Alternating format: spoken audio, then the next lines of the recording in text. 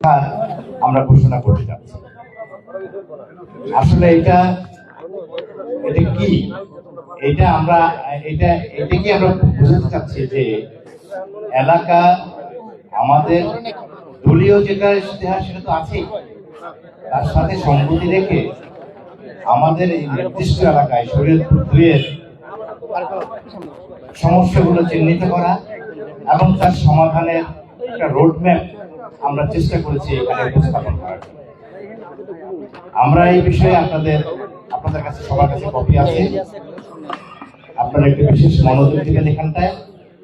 দেখেন, আমরা কি বলবো, সমস্যায় ভরা দেশ না দেশ ভরা সমস্যা, ব্যাপারটা এই পর্যায়ে সমস্যারই শেষ নাই। তারপরেও আমরা এটাকে প্রায় 14টা সেক্টরে এটাকে ভাগ করে এটা নিয়ে কাজ করছি এবং করার চেষ্টা করছি। এটা শুধু যে আজকে এই ইলেকশন আসছে এবং এই ইলেকশনের জন্য আমরা এটা করছি, ব্যাপারটা এরকম না। আমরা পারিবারিক ভাবে আরো আগে থেকে চিন্তা করছি, চেষ্টা করছি। ইলেকশন আমাদের জন্য একটা সুবিধা হয়ে গেছে। আমরা এই কাজগুলো যে করতে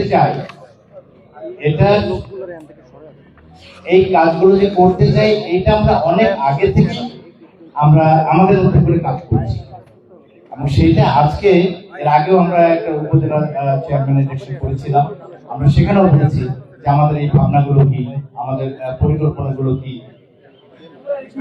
আমরা সেটা বাস্তবায়ন করতে পারিনি। আজ আবার সুযোগ এসেছে, আমরা আবারও চিন্তা করছি, চেষ্টা করছি এবং সুযোগটা নেওয়ার চেষ্টা করছি।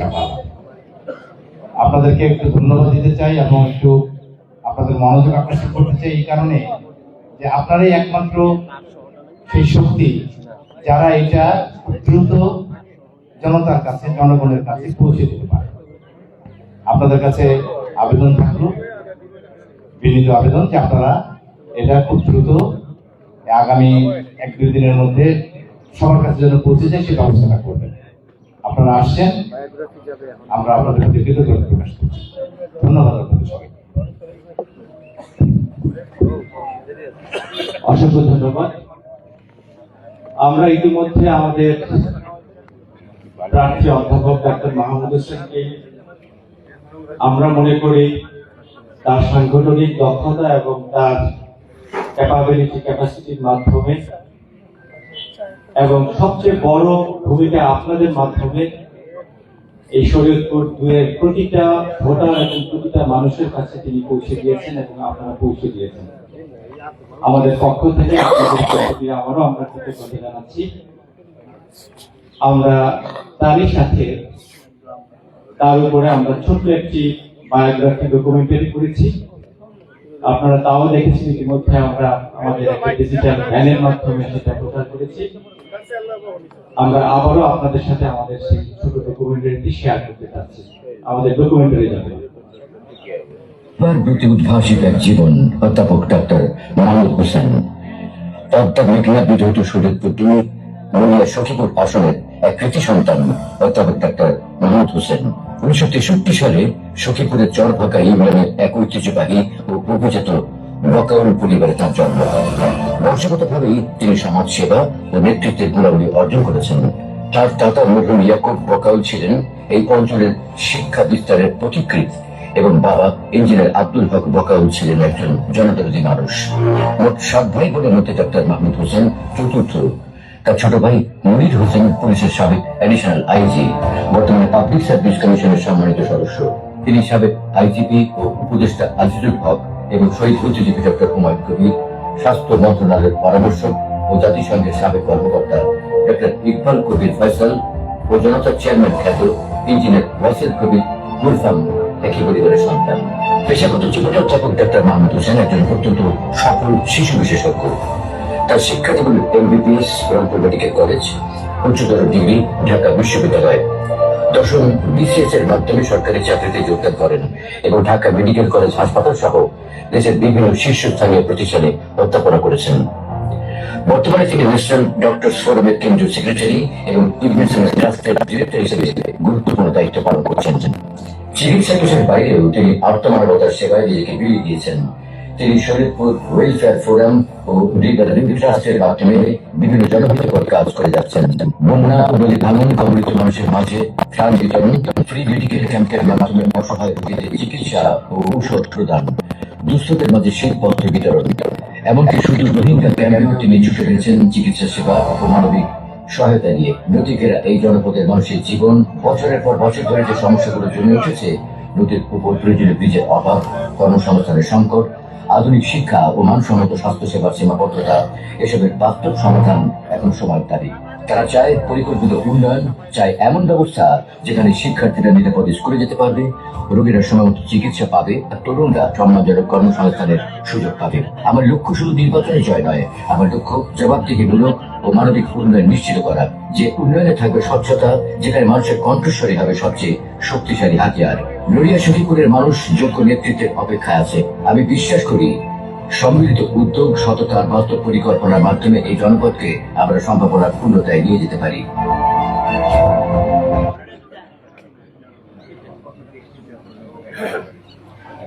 ধন্যবাদ। আমরা বায়োগ্রাফি দেখলাম এবং যার চিন্তা এবং পরিকল্পনায় আমাদের জাতীয় ইশতেহারের বাইরে থেকেও আমরা একটি আমাদের এই এলাকাকে কেন্দ্র করে আমরা একটি পরিকল্পনা আজকে ইতিমধ্যে আপনাদের জানাতে আমাদের ইশতেহারের একটি কপি চলে গিয়েছে। আমরা অনুরোধ জানাবো এখন এবং আমাদের এই ইশতেহারের উপরে সংক্ষিপ্ত বক্তব্য এবং ইশতেহারের মূল পরিকল্পনা তুলে ধরার জন্য। ইশতেহারটি পরিকল্পনা তুলে ধরছে আমাদের শরীয়তপুর 2 নড়িয়া সখীপুরের গণমানুষের নেতা এবং আমাদের 11 দলীয় জোটের নেতা অধ্যাপক ডাক্তার মাহমুদ হোসেন বকল। আমি তাকে বিনীত অনুরোধ জানাচ্ছি আজকে ইশতেহারটি তুলে ধরার জন্য।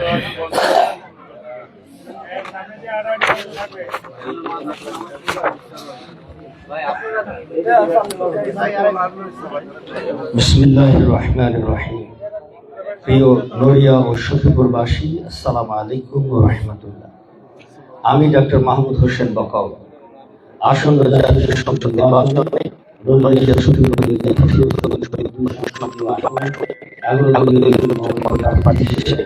আপনাদের সামনে দাঁড়িয়ে আছি। এই যে আন্দোলনের মানুষের বিরুদ্ধে গঠন করে নড়িয়া সখীপুরকে একটি নিরাপদ, সমৃদ্ধ ও আদর্শ এলাকায় রূপান্তর করার লক্ষ্যে আমার এই ইশতেহার। এই ইশতেহার ক্ষমতার প্রতিশ্রুতি নয়, এটি দায়িত্বের অঙ্গীকার। ন্যায়, উন্নয়ন ও মানবিক মর্যাদাকে ভিত্তি করে একটি টেকসই ভবিষ্যৎ গড়ে তুলতে আমি আমার পরিকল্পনাগুলো আপনাদের সামনে তুলে ধরছি। নড়িয়া সখীপুর একটি কৃষি নির্ভর ও চর ঘেরা জনপদ। এখানকার মানুষের প্রধান চ্যালেঞ্জ হল খাদ্য ও পুষ্টি নিরাপত্তা, নদী ভাঙন, জলবায়ু ঝুঁকি ও চরাঞ্চলের অবহেলা, চিকিৎসা ও শিক্ষা অবকাঠামোর সীমাবদ্ধতা, কর্মসংস্থানের অভাব, দুর্নীতি ও সরকারি সেবার বঞ্চনা। আমি শুরুতেই ভাই ওইটা ছাড়া সবাইকে মনে করলে সাউন্ডটা ভালো আছে আমাদের উদ্দেশ্য করে বললেন। আচ্ছা, তারপরে আমরা যাদের নাই তখন তো তামনা হয়ে যাবে। এই সাউন্ডটা তো ভালো আসছে, নিচে থেকে ধরে তাদের লেভেল নাই ধারা। পদ্মা মেঘনা বেষ্টিত নড়িয়া ও সখীপুর একটি গ্রামীণ ও নদী কেন্দ্রিক জনপদ, যেখানে প্রায় 10 লক্ষাধিক মানুষ বসবাস করে। নদী ভাঙন, মৌসুমী বন্যা, চরাঞ্চলের প্রতিকূল পরিবেশ এখানকার জীবনযাত্রা ও অর্থনীতিকে প্রতিনিয়ত ঝুঁকির মধ্যে রাখছে। এলাকার মানুষের আয়ের প্রায় 62% হল কৃষি ও মৎস্য খাত নির্ভর, যা জলবায়ু পরিবর্তনের কারণে বারবার ক্ষতিগ্রস্ত হচ্ছে। জাতীয় পর্যায়ে দারিদ্র্য কমলেও নড়িয়া ও সখীপুরের দারিদ্র্যের হার এখনো জাতীয় গড়ের নিচে। আমাদের এখানে দারিদ্র্যের হার হলো 18.6%। বিশেষ করে নদী ভাঙন ও বন্যার পর মৌসুমী দারিদ্র্য তীব্র আকার ধারণ করে। বারবার বাস্তুচ্যুত হওয়ার ফলে শিক্ষা, স্বাস্থ্য ও সামাজিক সুরক্ষা সেবায় মানুষের প্রবেশাধিকার সংকুচিত হচ্ছে। খাদ্য নিরাপত্তার চিত্র উদ্বেগজনক। গড়ে প্রায় 35 থেকে 38% মানুষ খাদ্য অনিরাপত্তায় ভুগছে, যা জাতীয় গড় 30%-এর চেয়ে বেশি। মানব সম্পদ উন্নয়ন সূচকেও এই এলাকার জনগণ পিছিয়ে। এখানকার সাক্ষরতার হার মাত্র 60.5%। দারিদ্র্য, নিরাপদ যাতায়াতের অভাব ও নিরাপত্তা ঝুঁকি এর প্রধান কারণ। স্বাস্থ্য অবকাঠামো থাকলেও জনবল সংকট ও দুর্গম চরাঞ্চলে প্রবেশাধিকারের সীমাবদ্ধতা কার্যকর সেবা নিশ্চিত করছে না। অপুষ্টি, ডায়রিয়া, ডেঙ্গু সহ রোগের অসম প্রাপ্যতা এবং আর্সেনিক দূষণের ঝুঁকিও বিদ্যমান। দুর্বল গ্রামীণ সড়ক, অনিরাপদ নৌ পরিবহন ও সীমিত ডিজিটাল সংযোগ শিক্ষা, বাজার ও সরকারি সেবায় প্রবেশে বাধা সৃষ্টি করছে। একই সঙ্গে নারীদের অর্থনীতি অংশগ্রহণ ও সুযোগ এখানে সীমিত। এই প্রেক্ষাপটে দুর্যোগ সংকট অবকাঠামো, জলবায়ু সংশ্লেষ, সামাজিক সুরক্ষা এবং সমন্বিত স্বাস্থ্য পুষ্টি সেবা জোরদার করা জরুরি, যা এসডিজি অর্জন ও বাস্তবায়নের জন্য অপরিহার্য। এখন আমি আপনাদের সামনে আমাদের অগ্রাধিকার প্রাপ্ত খাতগুলো নিয়ে আলোচনা করছি। আপনাদের সবার সামনে আমাদের লিখিত ডকুমেন্টস চলে গেছে, আমি আপনাদের সামনে প্লেস করব। আমাদের 1 নম্বর কথা হলো সুশাসন, আইন শৃঙ্খলা এবং জনসেবা নিশ্চিত করা, দুর্নীতিমুক্ত প্রশাসন ও নিরাপদ সমাজ গঠন করা। নড়িয়া ও সখীপুরে টেকসই উন্নয়ন ও ন্যায় বিচারের পূর্ব শর্ত হলো শক্তিশালী সুশাসন, কার্যকর আইন শৃঙ্খলা ব্যবস্থা।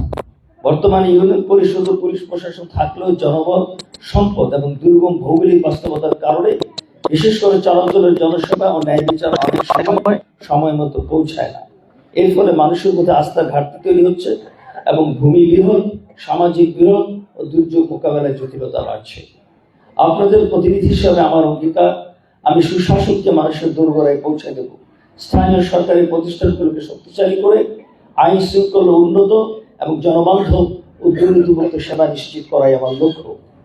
অগ্রাধিকারে আমার প্রতিষ্ঠিত হলো সখীপুরে উপজেলা প্রতিষ্ঠা, ইনশাআল্লাহ। ইউনিয়ন পরিষদগুলোকে শক্তিশালী করুন, কমিউনিটি পুলিশের সম্প্রসারণ করুন এবং জনপ্রশাসনের সাথে জনগণের সেতুবন্ধন তৈরি করা।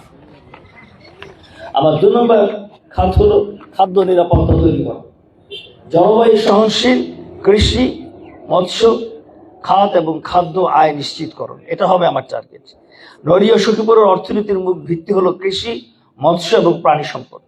উর্বর পলিমাটি ও পদ্মামেঘনার জলরাশি বড় সম্পদ হলেও বন্যা, নদী ভাঙন, জলবায়ু পরিবর্তন, উৎপাদন খরচ বৃদ্ধি, উন্নত প্রযুক্তির অভাব এবং ন্যায্য মূল্য না পাওয়ার কারণে কৃষক ও মৎস্যজীবীরা আজ সংকটে আছেন। এই বাস্তবতা পরিবর্তন করা জরুরি, নড়িয়া সখীপুর যেন আর পিছিয়ে না থাকে। আপনাদের প্রতিনিধি হিসাবে এই খাতে আমার অঙ্গীকার হলো, আমি কৃষি ও মৎস্য ব্যবস্থাকে আধুনিক, জলবায়ু সহনশীল এবং কৃষক বান্ধব করে খাদ্য নিরাপত্তা করে তুলব। কৃষকের ন্যায্য অধিকার নিশ্চিত করে কর্মসংস্থান ও টেকসই স্থানীয় অর্থনীতি গড়ে তোলা আমার প্রতিশ্রুতি। সেক্ষেত্রে অগ্রাধিকার ভিত্তিতে আমার কাজ হবে নিরাপদ খাদ্য ও উপকরণ প্রযুক্তির সেবা নিশ্চিত করা, ন্যায্য মূল্য নিশ্চিত করা, হিমাগার ও নিরাপদ খাদ্যের ব্যবস্থা করা। আমার 3 নম্বর খাত হলো স্বাস্থ্য সেবা। আমার টার্গেট হলো স্বাস্থ্য সেবা হবে সহজলভ্য, মানবিক ও দুর্নীতিমুক্ত। জাতীয় পর্যায়ে অগ্রগতি হলেও বিশেষ করে চরাঞ্চল ও নদী তীরবর্তী এলাকার বাসিন্দারা আজও মানসম্মত স্বাস্থ্য সেবা, পুষ্টি, নিরাপদ পানি ও স্যানিটেশন থেকে বঞ্চিত। দূরত্ব, যাতায়াত সমস্যা, চিকিৎসক, জনবল সংকট এবং উচ্চ চিকিৎসা ব্যয়ের কারণে অনেক পরিবারে দারিদ্র্যে পড়ছে। মা ও শিশুর অপুষ্টি, অনিরাপদ পানি ও আর্সেনিক দূষণ এখানকার মানুষের জীবন ও মর্যাদাকে হুমকির মুখে ফেলছে। এখানে আমার অঙ্গীকার হলো, আমি নড়িয়া সখীপুরের প্রতিটি পরিবারের জন্য সাশ্রয়ী, মানসম্মত স্বাস্থ্যসেবা, পুষ্টি এবং নিরাপদ পানি ও স্যানিটেশন নিশ্চিত করব, যাতে করে কোনো মা, শিশু বা প্রবীণ মানুষ দারিদ্র বা দূরত্বের কারণে চিকিৎসা থেকে বঞ্চিত না হয়। আমার অগ্রাধিকার হলো সবার জন্য প্রাথমিক স্বাস্থ্যসেবা নিশ্চিত করা, হাসপাতাল উন্নয়ন করা, 50 বেডের নড়িয়া হাসপাতালকে 100 বেডে উন্নত করা, দুর্নীতিমুক্ত স্বাস্থ্য খাত জরুরি সেবা নিশ্চিত করা, school health program and madrasa health program চালু করা, নিরাপদ মাতৃত্ব নিশ্চিত করা, নিরাপদ পানি ও স্যানিটেশন নিশ্চিত করা। শিক্ষা খাতের জন্য আমার টার্গেট হলো দক্ষতা ও আগামীর প্রস্তুতি হিসাবে শিক্ষা খাতকে গড়ে তুলতে হবে। শিক্ষা হবে কর্মসংস্থান, নৈতিকতা এবং দক্ষতার ভিত্তি। জনসংখ্যাকে আমরা সম্পদে রূপান্তর করবো ইনশাআল্লাহ। শিক্ষায় নৈতিক নেতৃত্ব, সম্মানজনক কর্মসংস্থান ও সমৃদ্ধ ভবিষ্যতের ভিত্তি। কিন্তু নড়িয়া ও সখীপুরে সাক্ষরতার হার জেলার করের চেয়ে কম। বিশেষ করে চরাঞ্চল ও দুর্গম এলাকায় মানসম্মত শিক্ষার অভাব, ঝরে পড়া এবং কারিগরি দক্ষতার সংকট আমাদের তরুণ প্রজন্মকে পিছিয়ে দিচ্ছে। দারিদ্র, যাতায়াত সমস্যা ও নিরাপত্তাজনিত কারণে মাধ্যমিক স্তরের মেয়েদের পড়াশোনা ব্যাহত হচ্ছে। আমার অঙ্গীকার ক্ষেত্রে আমি নড়িয়া ও সখীপুরের প্রতিটি শিশুকে মানসম্মত নৈতিক শিক্ষা এবং যুগোপযোগী দক্ষতা দেওয়ার মাধ্যমে তরুণদের প্রকৃত সম্পদে রূপান্তর করব, সে গ্রামেই থাকুক বা যে প্রান্তেই থাকুক না কেন। এখানে আমার অগ্রাধিকার হলো শিক্ষক ও পাঠদানের মান নিশ্চিত করা, উচ্চশিক্ষার সহায়তা করা, কারিগরি ও ডিজিটাল শিক্ষার ব্যবস্থা করা, ছড়িয়ে দেওয়া এবং নৈতিক শিক্ষার ব্যবস্থা করা। সামাজিক নিরাপত্তা বেষ্টনী, এটা আমার পঞ্চম খাত। অসহায় মানুষের জন্য ন্যায্য ও কার্যকর সুরক্ষা করে তোলা।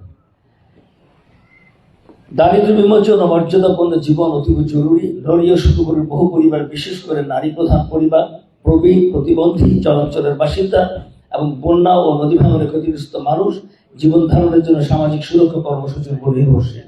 কিন্তু অনিয়ম, দেরি ও বৈষম্যের কারণে অনেক সময় প্রকৃত সুবিধাভোগীরা তাদের প্রাপ্য থেকে বঞ্চিত হয়।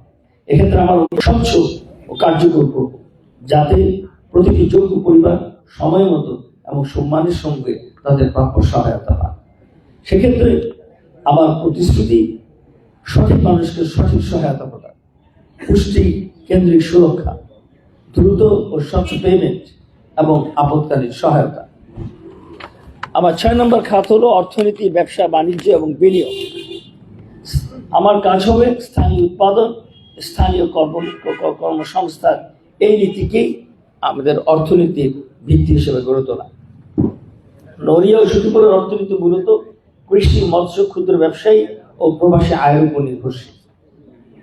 কিন্তু পুঁজি সংকট, উচ্চ সুদের ঋণ, দুর্বল বাজার সংযোগ, অবকাঠামোর ঘাটতি ও অনিশ্চয়তার কারণে স্থানীয় উদ্যোক্তা ব্যবসায়ীরা কাঙ্ক্ষিতভাবে এগোতে পারছেন না। এই বাস্তবতা বদলাতে স্থানীয় অর্থনীতিকে বিনিয়োগ বান্ধব ও কর্মসংস্থানমুখী করা জরুরি। এখানে আমার অঙ্গীকার হলো, আমি নড়িয়া সখীপুরের স্থানীয় উদ্যোক্তা, ক্ষুদ্র ও মাঝারি ব্যবসা এবং বিনিয়োগ বান্ধব পরিবেশ গড়ে তুলে টেকসই অর্থনৈতিক প্রবৃদ্ধি নিশ্চিত করব। পদ্মা সেতু এবং মেঘনা সেতুর সুযোগ কাজে লাগিয়ে বিশেষ অর্থনৈতিক জোট প্রতিষ্ঠা করব। আমার ধারণা, আমরা যদি চাঁদপুরের সাথে ব্রিজ করতে পারি এবং নড়িয়া ব্রিজটাকে আমরা যদি দ্রুত এটাকে তৈরি করে দিতে পারি, তাহলে এখানে আমরা একটা ইপিজেড প্রকল্প এনে আমরা শরীয়তপুরকে একটা ইন্ডাস্ট্রিয়াল হাবে পরিণত করতে পারবো ইনশাআল্লাহ। সেক্ষেত্রে আমার অগ্রাধিকার থাকবে ক্ষুদ্র মাঝারি ব্যবসার সহায়তা, স্থানীয় বাজার ও বাণিজ্য উন্নয়ন, নারী ও যুব উদ্যোক্তা সৃষ্টি, কৃষিভিত্তিক শিল্প প্রতিষ্ঠা, ডিজিটাল ও আধুনিক বাণিজ্য এবং প্রবাসী বিনিয়োগের কর্মসূচি নেওয়া। আমার 7 নম্বর খাত হলো সামাজিক ন্যায় বিচার প্রতিষ্ঠা করা। ন্যায়, ইনসাফ ও মূল্যভিত্তিক সমাজে আমাদের লক্ষ্য। ন্যায়, সমতা, নৈতিকতার উপর দাঁড়িয়ে গড়ে ওঠে একটি নিরাপদ মানবিক সমাজ। আমি এটা 7 নম্বরে বললাম, আমার অন্তরের কথা হলো it should get the first priority. Naria ও সখীপুরে এমন একটি জনপদ গড়ায় আমার লক্ষ্য, যেখানে কেউ ভয়, বৈষম্য বা শোষণের শিকার হবে না। সেজন্য আমি সবাইকে নিয়ে কাজ করব। এই এলাকার সকল ভালো মানুষকে একখানে করে আমি এই এলাকাটাকে শান্তিপূর্ণ এবং উন্নত একটা বাসস্থান হিসেবে গড়ে তুলব ইনশাআল্লাহ। এটা সম্ভব। আপনাদের প্রতিনিধি হিসেবে আমার অঙ্গীকার, আমি ন্যায়ভিত্তিক, দুর্নীতিমুক্ত ও মূল্যবোধ সম্পন্ন সমাজ গড়ে তুলব, যেখানে ইনসাফ ও সততা হবে শাসন এবং জনজীবনের ভিত্তি। সুতরাং এখানে আমার কাজ হবে দুর্নীতিমুক্ত সমাজ গঠনের জন্য ঘুষ, চাঁদাবাজি, সন্ত্রাস, মাদক, জুয়া ও অনিয়মের বিরুদ্ধে জিরো টলারেন্স দেখা, ন্যায় বিচার নিশ্চিত করা, নারী ও শিশু সুরক্ষা নিশ্চিত করা, ধর্মীয় ও সামাজিক সম্প্রীতি তৈরি করা এবং নৈতিক নেতৃত্বকে প্রাধান্য দেওয়া। আমি অফ দ্য রেকর্ড বলি, ইনশাআল্লাহ আমরা দায়িত্ব পেলে থানার কাজ কমে যাবে ইনশাআল্লাহ। অবকাঠামো ও চরাঞ্চল উন্নয়ন, নিরাপদ যোগাযোগ, টেকসই অবকাঠামো তৈরি করতে হবে। নড়িয়া ও সখীপুরের উন্নয়নের জন্য সবচেয়ে জরুরি হলো নিরাপদ যোগাযোগ ও টেকসই অবকাঠামো। বর্তমানে জরাজীর্ণ রাস্তা, ঝুঁকিপূর্ণ নৌ পরিবহন, নদী ভাঙন, অবৈধ বালু উত্তোলন এবং চলাচলের অবহেলা মানুষের জীবন জীবিকা ওর বাজার ব্যবস্থাকে ক্ষতিগ্রস্ত করছে। আমি নদীকে বিভাজনের নয়, সংযোগের মাধ্যম হিসেবে গড়ে তুলব। আমি বালু কাটবো না, বালু খোরদের প্রতিরোধ করব। টেকসই অবকাঠামো ও নিরাপদ পরিবহন নিশ্চিত করে উন্নয়নের সুফল প্রতিটি এলাকায় পৌঁছে দেব। আমার এই ক্ষেত্রে প্রতিশ্রুতি হলো টেকসই যোগাযোগ, গুরুত্বপূর্ণ সেতু প্রকল্প, পরিবহন আধুনিকায়ন করা, নদী ও পরিবেশ রক্ষা, সবুজায়ন, চলাচল উন্নয়ন এবং নদী কেন্দ্রিক অর্থনীতিকে ত্বরান্বিত করা। আমার 11 নম্বর পয়েন্ট হলো পর্যটন। আমার 9 নম্বর কাজ হবে যুব কর্মসংস্থান সৃষ্টি। সেক্ষেত্রে দক্ষতা উন্নয়ন ও উদ্যোক্তা সৃষ্টি হবে লক্ষ্য। তারুণ্যের শক্তিতে সমৃদ্ধ নড়িয়া ও সখীপুর, এখানে রয়েছে বিপুল তরুণ জনশক্তি, পরিষ্কার নদীকেন্দ্রিক কাজের সুযোগ এবং সক্রিয় স্থানীয় বাজার। কিন্তু প্রয়োজনীয় দক্ষতা, প্রশিক্ষণ ও সুযোগের অভাবে অনেক মেধাবী তরুণ আজ বেকার বা অর্থ বেকার। আমার অঙ্গীকার, আমি তরুণদের দক্ষ কর্মী ও উদ্যোক্তায় রূপান্তর করব, যাতে করে তার নিজ এলাকায় সম্মানজনক কাজ পায় এবং স্থানীয় অর্থনীতি চালিকা শক্তি হয়। আমার অগ্রাধিকার হলো কর্মমুখী প্রশিক্ষণ, যুব নেতৃত্বে কৃষি সেবা তৈরি করা, এনজিও বেসরকারি অংশীদারিত্বকে নিশ্চিত করা, নিজ এলাকায় নিজের কাজের পরিবেশ তৈরি করা এবং নারীর ক্ষমতায়ন। Female empowerment, women's empowerment one of our very important issue. আমার 10 নম্বর কাজ হবে প্রবীণ আমাদের যারা সিনিয়র সিটিজেন্স আছে এবং সংখ্যালঘু জনগোষ্ঠীর কল্যাণ তৈরি করা। সকল মানুষ সুরক্ষিত হলেই উন্নয়ন অর্থবহ হয়। আমি কোনো দলবাজি করব না, কোনো পরিবারতন্ত্রের মধ্যে যাব না। সকল মানুষ সংবিধান যার যে অধিকার দিয়েছে আমরা সেটা নিশ্চিত করব ইনশাআল্লাহ। কেউ পিছিয়ে থাকবে না, সবার জন্য উন্নয়ন। কোনো বর্ণ, গোত্র, ধর্ম কোনো কিছু দিয়ে ডিসপ্যারিটি হবে না। উন্নয়ন তখন অর্থবহী হয় যখন সমাজের সবচেয়ে দুর্বল মানুষ সুরক্ষিত থাকে।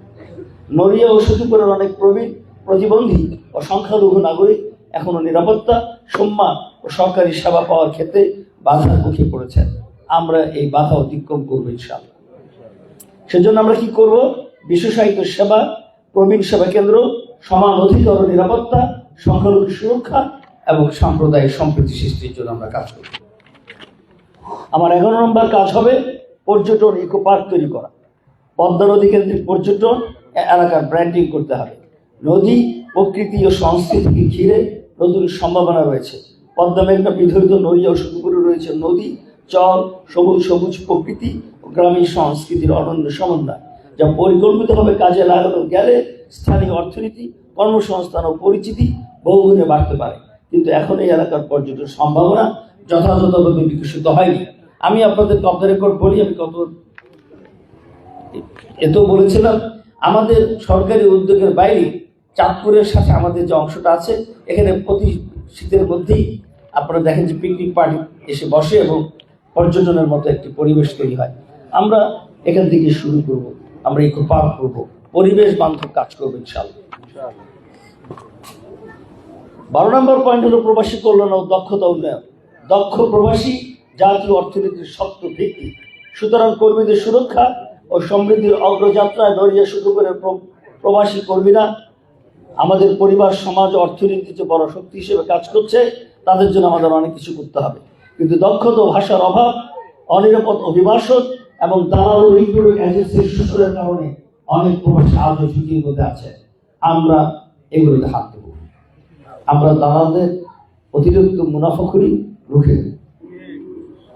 অগ্রাধিকার ভিত্তির প্রতিশ্রুতি হলো প্রবাসী সেবা অভিযোগ কেন্দ্র স্থাপন করা, দক্ষতা ভাষা প্রশিক্ষণের ব্যবস্থা করা, আইনি ও পুনর্বাসন সহায়তা করা, উন্নয়নে প্রবাসীদের অংশগ্রহণকে নিশ্চিত করা, দালাল এবং মানব পাচার রোধ করা।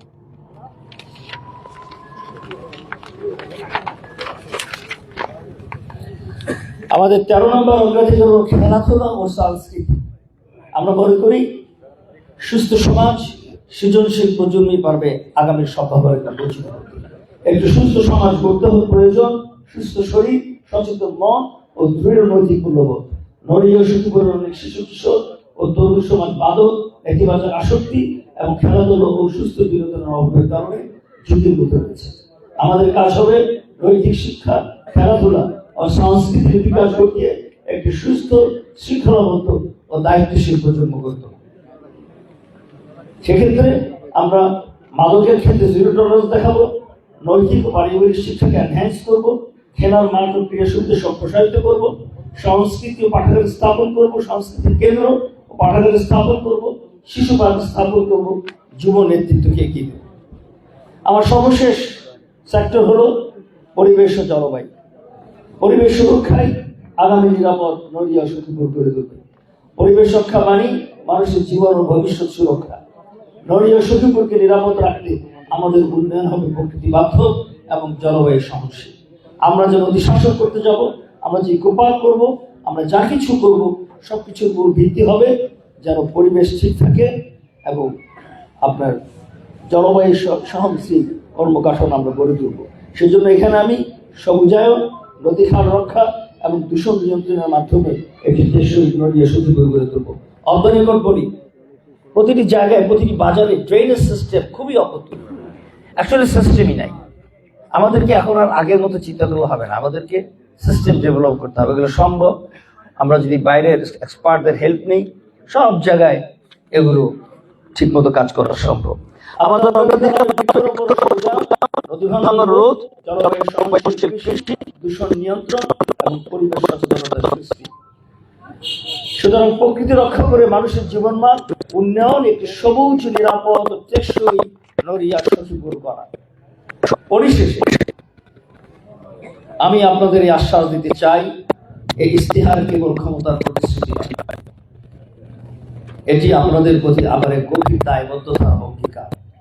আপনাদের মূল্যবোধ ভোট রায়, ভোগ ন্যায় বিচার ও উন্নয়নের প্রতীক দাঁড়িপাল্লার পক্ষে নড়িয়া উপজেলা ও সখীপুর থানার প্রতিটি মানুষের জন্য একটি নিরাপদ, মর্যাদাপূর্ণ ও মানবিক ভবিষ্যৎ সৃষ্টি করতে আমি টেকসই ও রূপান্তরমূলক উন্নয়ন বাস্তবায়নের প্রতিশ্রুতিবদ্ধ, ইনশাআল্লাহ। Transformative development that we need. এলাকার মাটি, মানুষ ও প্রকৃতির পূর্ণ সম্ভাবনাকে কাজে লাগিয়ে প্রতিটি ঘরকে নিরাপদ ও বাসযোগ্য করে গড়ে তুলে সবার আত্মমর্যাদা প্রতিষ্ঠা করাই আমাদের লক্ষ্য। চলুন একসাথে গড়ি নড়িয়া সখীপুর। মহান আল্লাহ আমাদের এই স্বপ্ন বাস্তবায়নের তৌফিক দিন। আমিন।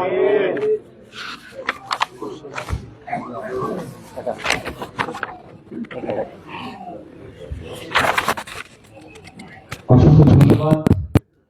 আমাদের এই স্বপ্ন বাস্তবায়নের একটি রূপরেখা আপনাদের সামনে উপস্থাপন করার জন্য এবং আপনাদের সাক্ষী হিসেবে আমরা আজকে কাজ করা। আমরা ছোট্ট একটি ডকুমেন্টারি শেয়ারের উপরে আপনাদের এক নজরে দেখে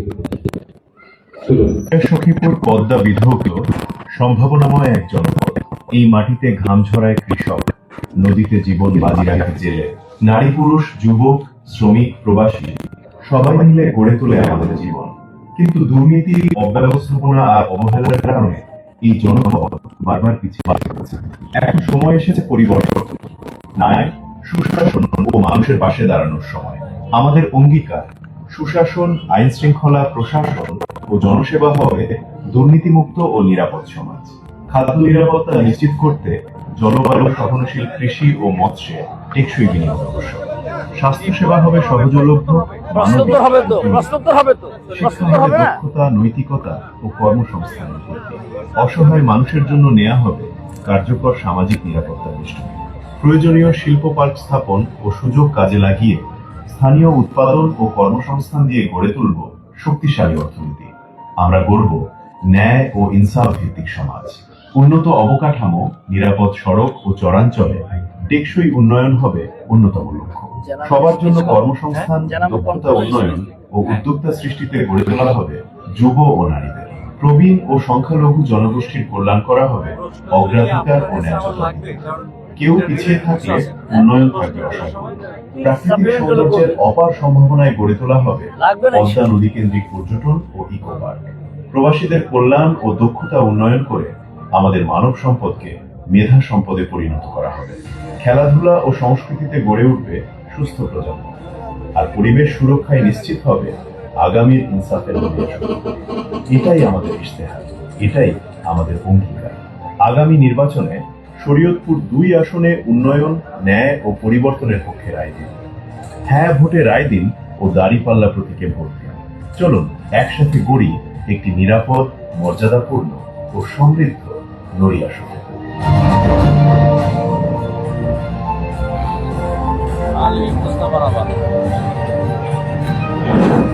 করে দিছি তো, এটা আগে দিতে চাইছিলাম, সেটা আগে না, আমার আলোচনা। ধন্যবাদ। আমরা আপনাদের সামনে উপস্থাপন করার চেষ্টা করেছি আমাদের প্রয়াসটুকু, আমাদের প্রচেষ্টাটুকু, আমাদের স্বপ্নটুকু। আমরা আশা রাখি আমাদের এই বার্তাটুকু, আমাদের এই স্বপ্নের কথাটুকু আপনারা পৌঁছে দিবেন আগামী 3 দিন প্রতিটা ভোটারের কাছে, প্রতিটা জনগণের কাছে। আমাদের এই ইশতেহার নিয়ে যদি আপনাদের কোনো প্রশ্ন থাকে বা কোনো মন্তব্য থাকে, আমরা ফ্লোর ওপেন করছি। আমাদের সম্মানিত সাংবাদিক ভাইদের অনুরোধ করছি আপনারা আপনাদের নাম এবং প্রতিষ্ঠানের পরিচয় দিয়ে আপনারা প্রশ্ন করুন। মাইক হ্যান্ডফোন এগুলো আছে, এই যে দাও এটা।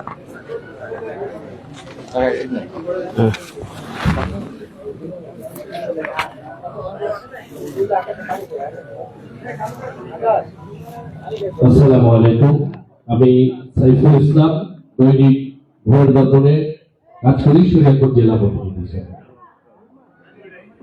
আমার একটা প্রশ্ন, সেটা হচ্ছে বিগত দিনে আমরা যেটা দেখেছি, 5ই আগস্টের পরে আমরা যেটা দেখেছি, সেটা হচ্ছে, আমার প্রশ্ন হচ্ছে, আপনি যদি জনগণের ভোটে নির্বাচিত হন, তাহলে আপনার লোক দ্বারাই কি টেন্ডারবাজি হবে কিনা, এবং যে সরকার থেকে যে বাজেটগুলো আসবে সেই বাজেটগুলো কি আপনি মাসে বা 6 মাস পরে বা 1 বছর পরে কি সাধারণ ভোটারদের মাঝে আপনি পাবলিশ করবেন কিনা, আমার এটা প্রশ্ন রয়েছে। খুবই ভালো প্রশ্ন করেছেন, থ্যাংক ইউ। আমরা অতি অবশ্যই আমাদের জাতীয় অঙ্গীকার, যেটা আমাদের সংগঠনের পক্ষ থেকে কেন্দ্রীয়ভাবে করা হয়েছে, আমরা সময় অন্তর আমাদের যেমন সম্পত্তির বিবরণী জানাবো জনগণকে, একই সাথে সরকার থেকে যা কিছু আমরা পাই এই এলাকার জন্য বরাদ্দ হয় সেটাও আমরা জানাবো। এবং আপনাদেরকে নিশ্চয়তা দিচ্ছি, একটি পয়সাও এদিক সেদিক হবে না। রাস্তার বাজেট 100% রাস্তায় ঢালবো আমরা, হাসপাতালের বাজেট 100% হাসপাতালে যাবে, একটা পয়সা এদিক সেদিক হবে না ইনশাল্লাহ। 2 নম্বর টেন্ডারবাজির কথা বলেছেন, আমি আমার কথায় ইতিমধ্যে বলে ফেলেছি, আমি সমাজের সব ভালো, দক্ষ, যোগ্য, মেধাবী মানুষদের নিয়ে এই এলাকাটা চালাবো। সেক্ষেত্রে টেন্ডারিং হবে, কারচুপির সুযোগ নেই, মাস্তানির সুযোগ নেই, যোগ্য লোকরা কাজ করবে ইনশাআল্লাহ। জি, আসসালামু আলাইকুম, আমি একটু পেছনে হাত ধরেছি কারণে। আমার নাম বিএম ইসরাফিল, আমি শরীয়তপুর জেলার সময় টেলিভিশনে কাজ করি। এই চরভাগাটা আসলে আমার এত বেশি পরিচিত, সেজন্য বলা। এই চরভাগার মমিনুল্লাহ মোল্লার বাজার, মোমনাকি মোল্লার বাজার, অনেক দিনের বিষয় তো ভুলে গেছি। এই বাজারে কিন্তু আমি শরীয়তপুর ডেভেলপমেন্ট সোসাইটি এসডিএস-এর একজন ম্যানেজার ছিলাম। তখন এইখানেই আমাদের অফিসটা ছিল, এই বাজারে ছোট্ট একটা দিনের ঘরে। এই জনপদ সম্পর্কে আমার এত বেশি ধারণা, বিশেষ করে আপনাদের এই বাড়িতে তো আমরা খালের পাড় দিয়ে কোনো সাইকেল কখনো হেঁটে আসতে হতো, বিশেষ করে ব্রিজটা ছিল না, সাগর ছিল। এই মানে সেই পরিবেশ কিন্তু পরিবর্তন হয়েছে অনেক। সেটা আপনি ব্যক্তিগতভাবে, যেহেতু আপনার এলাকা, আপনি কতটুকু বিশ্বাস করেন যে আসলে পরিবর্তন হয়েছে কি? পাশাপাশি আমার চোখের সামনে আমি মমিনুল মোল্লার বাজারের এখানে যখন আমরা নদীর পাড়ে এসডিএস থেকে কিছু ত্রাণ বা গরিব অসহায়দের মাঝে দেওয়ার জন্য আসলাম, তখন চোখের সামনে অনেক জায়গা জমি নদীতে ভেঙে নিয়েছে, আমরা দেখেছি। পাশাপাশি বাজারটাও চলে গেছে, এরপর কিন্তু এই এলাকায় আমরা যখন দেখেছি এই যে সড়ক দিয়ে আসছে এই সড়কগুলো কিন্তু একেবারে ইটের সড়ক ছিল এবং এই যে মোমিনুল্লাহ বাজার থেকে এই মাঠ থেকে এই সড়কটা কাঁচা রাস্তা। তো আমার কাছে যেটা মনে হয়েছে যে আপনার যে পরিবর্তনের কথা আগামীতে আপনি চিন্তা করছেন এবং নদী বেষ্টিত প্রামাণ্য চিত্রগুলো আমরা বেশি দেখি। নদী বেষ্টিত এলাকাগুলোতে যথেষ্ট নদী শাসনের কাজও হয়েছে, পাশাপাশি সড়কগুলো ছিল না, সড়কগুলো হয়েছে। মূল বিষয়টা আমার প্রশ্নটা হচ্ছে যতটুকু উন্নয়ন হয়েছে সেটা আসলে আপনারা কতটা বিশ্বাস করেন বা হয়েছে কিনা এটা আপনার ভিতরে মানে এটা একটু জানতে চাই। এরপরেও আপনাদের আরো কোন ধরনের পরিকল্পনা রয়েছে এই চৌপাশে? ধন্যবাদ। সময়ের সাথে পৃথিবীর সব জনপদই এগিয়ে যায়, এটি ইতিহাসের সাক্ষী। কোন জনপদ খুব বড় ধরনের ছাড়া পিছিয়ে থাকার সুযোগ নেই। যদি কোনো বড় ধরনের যুদ্ধ হয়, ফেমাইন কন্ডিশন হয়, সেখানে কোনো জনপদ পিছিয়ে যেতে পারে। তা নাহলে ইতিহাস এটাই বলবে যে জনপদগুলি এগুলি। সেক্ষেত্রে আমাদের এই এলাকাটাও যথেষ্ট এগিয়েছে। আপনি আরো বলতে পারতেন এখানে বিদ্যুৎ ছিল না, বিদ্যুৎ এসছে, ইন্টারনেট ছিল না, ইন্টারনেট এসছে। এগুলো তো সারা পৃথিবীর অগ্রগতির সাথে সমন্বয় করে এগুলো যে কোনো জনপদের সময়ের তালে ঘটবে। আমাকে দেখতে হবে যতটা উন্নয়ন হওয়ার কথা ছিল জনগণের সে অংশীদারিত্ব ঠিক মতো জনগণ পেয়েছে কিনা। যেখানে 100 টাকা খরচ হওয়ার কথা ছিল সরকার থেকে, সেখানে 100 টাকাই খরচ হয়েছে কিনা আমি সেই জিনিসটাকে এনশিওর করব। আগামীতে যে উন্নয়ন ঘটবে সেখানে আপনারা দেখবেন 100% সততার সাথে, ইনসাফের সাথে এই এলাকা গড়ে উঠবে।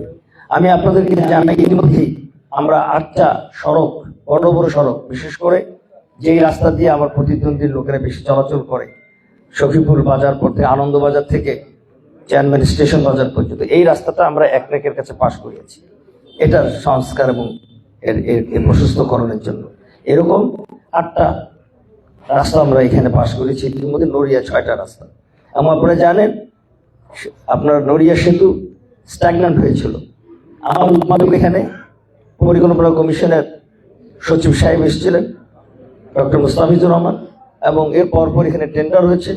সো আমরা উন্নতিটাকে এরকম করে চাই, আমরা ক্ষমতায় না থেকেই সেটা এক ধরনের কাজ আমরা দেখাচ্ছি। কিন্তু আমাদের সুবিধাটুকু হলো যে আমরা সবকিছু জনসমক্ষে ঢাকঢোল পিটাতে চাই না, মানুষের উন্নয়ন হোক এটাই চাই। আর আপনি যেটা বলেছেন আমি এই বিগত সময়ের উন্নয়ন বুঝি কিনা, উপলব্ধি করি কিনা, আমার মনে হয় আমার উত্তর স্পষ্ট। আমাদেরকে আরো স্বচ্ছ, মানবিক এবং দুর্নীতিমুক্ত উন্নয়নের দিকে যেতে হবে। আসসালামু আলাইকুম, আমি কাজী মনিরুজ্জামান, কাজ করি আমার প্রথম প্রশ্ন হচ্ছিল আপনার এই স্ট্যাকটা বেশ পরিপাটি একটা স্ট্যাক, এটা 5 বছর মেয়াদী এই সময়ের মধ্যে করা সম্ভব নাকি আপনারা আরো সুদূর প্রসারী এই পরিকল্পনা, এটা সুস্পষ্ট নেই। দ্বিতীয় কথা হলো আপনি এই যে জবাবদিহিতার জায়গাটা গণশুনানি বা জনসমক্ষে এটার কিভাবে মোকাবেলা করবেন, আর এই ইস্তেহার বাস্তবায়ন আপনার চ্যালেঞ্জ। Thank you. এক নম্বর কথা হলো যে এটা কোনো টাইম ফ্রেম আমরা কোথাও লিখিত আকারে দিই, এটা দেওয়ার তো কারণ নেই, কারণ এটা তো ত্রয়োদশ নির্বাচনকে সামনে রেখে। সুতরাং আমাকে সুযোগ দিলে তো 5 বছরের জন্য নিচ্ছি না, এরপরে আমার হায়াত থাকে এবং আপনারা যদি চান তো আবার আমি সো এটা একটা বড় কথা। 2 নম্বর কথা হলো যে সেকেন্ড কোশ্চেনটা কি ছিল? চ্যালেঞ্জ। চ্যালেঞ্জ ডেফিনেটলি এগুলো বাস্তবায়নের চ্যালেঞ্জ আছে, কোনো সন্দেহ নেই। কিন্তু আমার একটা বিশ্বাস হলো মানুষ কল্যাণের প্রতি প্রলুব্ধ হয়, মানুষ কল্যাণটাই তো চাইবে, সততা, ন্যায় নীতি, সাম্য, এগুলোই তো মানুষ চাইবে। মানুষ যখন দেখবে যে তার প্রতিনিধি নিজে দুর্নীতি করে না, দুর্নীতিকে প্রশ্রয় দেয় না, কোনো জুলুমবাজের সাথে তার প্রতিনিধি জড়িত নয়, তখন স্বতঃস্ফূর্ত হবে। আমি এখনই দেখছি, আমি নির্বাচিত হওয়ার আগেই দেখছি নির্যাতিত মানুষেরা আমার পাশে এসে দাঁড়িয়েছে, আমাকে সহায়তার হাত বাড়িয়ে দিচ্ছে। তো আমি খুবই আশান্বিত যে আমরা যদি দায়িত্ব পাই এবং আমরা নিজেরা যদি, আমার টিম যাদেরকে নিয়ে আমি কাজ করব, আমি আবারও বলি, আমি কোনো দলবাজির মধ্যে যাব না। আমি সকল যোগ্য, সৎ, মেধাবী এবং পরিশ্রমী মানুষদেরকে আমার পাশে টেনে নেব, তাদেরকে নিয়ে কাজ করব। আমাদের এই এক্সপিরিয়েন্স আছে, আমাদের এই অভিজ্ঞতা আছে, আমরা এটা করতে পারবো ইনশাআল্লাহ। আমি আশাবাদী মানুষ স্বতঃস্ফূর্তভাবে সাড়া দিবে এবং তারা তাদের সৎ নেতৃত্বের দ্বারা প্রভাবিত হবে, তাদের নিজেদের কল্যাণের জন্য তারা উজাড় করে আমার পাশে এসে দাঁড়াবে ইনশাআল্লাহ।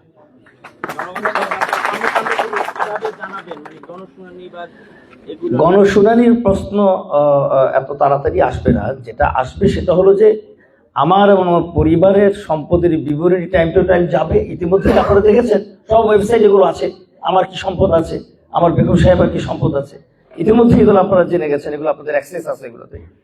তো সেগুলো আপনারা দেখে নেবেন।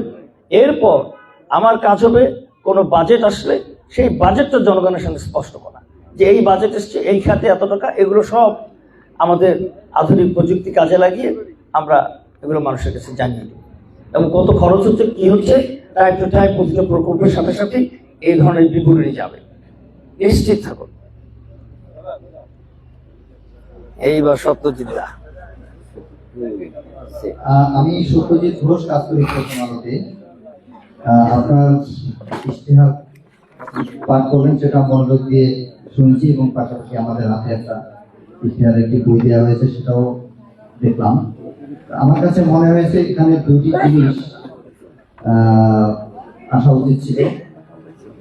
প্রথমত দুর্নীতি মোকাবেলায় আপনার অবস্থানটা কি থাকবে।